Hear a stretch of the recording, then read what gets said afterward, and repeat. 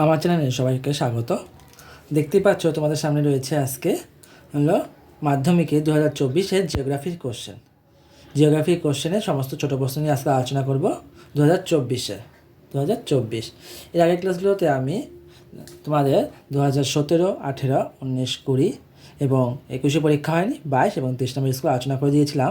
আজকে আলোচনা করব 2024 সমস্ত ছোটো প্রশ্ন। তো শুরু করছি তাহলে আজকে ভিডিওটা। সবাই শুরু করছি তাহলে দেখে নাও। প্রথমে দিতে হয় তোমাদের বিভাগ কয়ে 14টা MCQ। প্রথমে রয়েছে একটি বহির্জাত প্রক্রিয়ার উদাহরণ হলো আবহ বিকার। তবে 2 নম্বর, পার্বত্য হিমবাহে শীর্ষদেশে হিমবাহ ও পর্বত গাত্রের মধ্যে সংকীর্ণ ও গভীর ফাটলগুলিকে বলে বার্কশুন্ড। দেখে নাও 3 নম্বর, বায়ুমণ্ডলের যে স্তরে আবহাওয়ার গোলযোগ দেখা যায় সেই স্তরটি হলো ট্রপোস্ফিয়ার। তারপরে 4 নম্বর, বৈপত্য উত্তাপ সংগঠিত হয় যখন উচ্চতা বৃদ্ধিতে উষ্ণতা বৃদ্ধি পায়।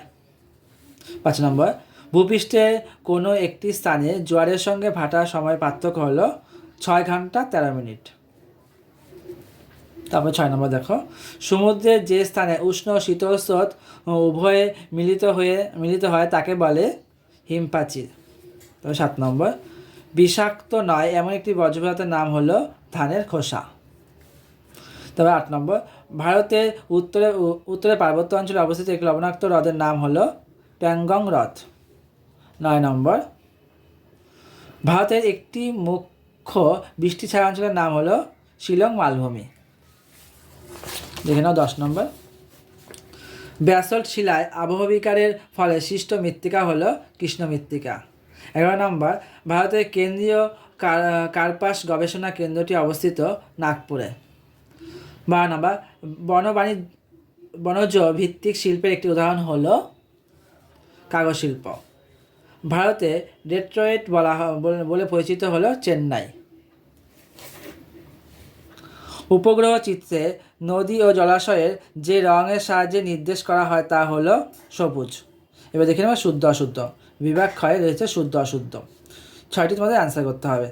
তাহলে 7টি তোমাদের 6টি অ্যান্সার করতে হবে। প্রথমে রয়েছে নদীর উৎস অঞ্চলে ধারণ আবহবিকা সৃষ্টি হয়, শুদ্ধ। তারপর 2 নম্বর, ঝুলন্ত উপত্যকা নদীর ক্ষয়কার্যের ফলে গঠিত, এটা অশুদ্ধ। তারপর সমুদ্রের বায়ু 3 নম্বর সন্ধ্যাবেলায় প্রবাহিত হয়, এটা অশুদ্ধ। 4 নম্বর, হিমালয়ের 2টি উল্লেখযোগ্য উদ্ভিদ হলো গরান গোলপাতা, এটা অশুদ্ধ। গোদাবরী নদী গ্রস্ত উপত্যকার মধ্য দিয়ে প্রবাহিত হয়, এটাও অশুদ্ধ। আর্সেনিক একটি বিষাক্ত বজ্রপাত, এটা হলো শুদ্ধ। মহাকাশে প্রেরিত ভারতের প্রথম কৃত্রিম উপগ্রহের নাম হলো অ্যাপোলো, এটা হলো অশুদ্ধ।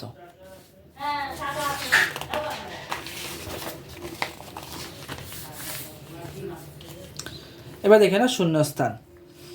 প্রথমে 1 নম্বরে রয়েছে প্রপাতকূপ বা প্রাঞ্জল পুল সৃষ্টি হয় ড্যাশের পাদদেশে, জলপ্রপাতের পাদদেশে। 2 নম্বর, বায়ুপ্রবাহ ও সমুদ্রস্রোত বিক্ষিপ্ত হয় কোরিওলিস শক্তির প্রভাবে। 3 নম্বর, নিরক্ষীয় অঞ্চলে পরিচালন ধরনের বৃষ্টিপাত সংঘটিত হয়। 4 নম্বর, শীতল ল্যাব্রাডোর স্রোতের প্রভাবে নিউফাউন্ডল্যান্ড অঞ্চলে শীতকালে তুষারপাত হয়। 5 নম্বর, ব্যবহৃত ইঞ্জেকশন সিরিঞ্জ একটি চিকিৎসা সংক্রান্ত বর্জ্যপদার্থ। 6 নম্বর, ন্যাপথা পেট্রো রসায়ন শিল্পের একটি প্রধান কাঁচামাল। তারপর 7 নম্বর, 2011 খ্রিস্টাব্দে আদমশুমারি অনুসারে ভারতের সর্বনিম্ন জনঘনত্বপূর্ণ রাজ্যটি হলো অরুণাচল প্রদেশ। এবার দেখে নাও, এক কথায় উত্তর দাও এসিকিউ। 1 নম্বর, চুনাপাথরযুক্ত অঞ্চলে নদীর ক্ষয়কার্যে কোনো প্রক্রিয়ায় প্রাধান্য দেখা যায়? দ্রবণ প্রক্রিয়া প্রাধান্য দেখা যায়। 2 নম্বর, বায়ুমণ্ডলের কোন স্তরে মেরুপ্রবাহ দেখা যায়? থার্মোস্ফিয়ারের স্তরে মেরুপ্রবাহ দেখা যায়। 3 নম্বর, কোন মহাসাগরে ঋতু পরিবর্তনের ফলে সমুদ্র স্রোতের দিকে প্রবর্তিত হয়? ভারত মহাসাগরে। তারপর 4 নম্বর, কর্ণাটকের ব্যবচ্ছিন্ন মালভূমিটির নাম হলো মালনাদ। 5 নম্বর, কোন শক্তিশালী ক্রান্তীয় ঘূর্ণিঝড় প্রভাবে 2020 সালে দক্ষিণবঙ্গ ক্ষতিগ্রস্ত হয়েছিল? আমফান। তারপর 6 নম্বর, শ্বাসমূল কোন জাতীয় উদ্ভিদের একটি বৈশিষ্ট্য? ম্যানগ্রোভ জাতীয় উদ্ভিদের একটি বৈশিষ্ট্য। 7 নম্বর, খনিজ তেল ও স্বাভাবিক গ্যাস বহনে কোন পরিবহন মাধ্যম খুবই উপকারী? তারা নলপথ। 8 নম্বর, ভূবৈচিত্র্য সূচক মানচিত্রে যে কাল্পনিক রেখার সাহায্যে ভূমির উচ্চতা দেখানো তা হলো সমোন্নতি কোণ রেখা। এবার দেখো বাম স্তম্ভ কমা হলো, ডান স্তম্ভ মিলানো।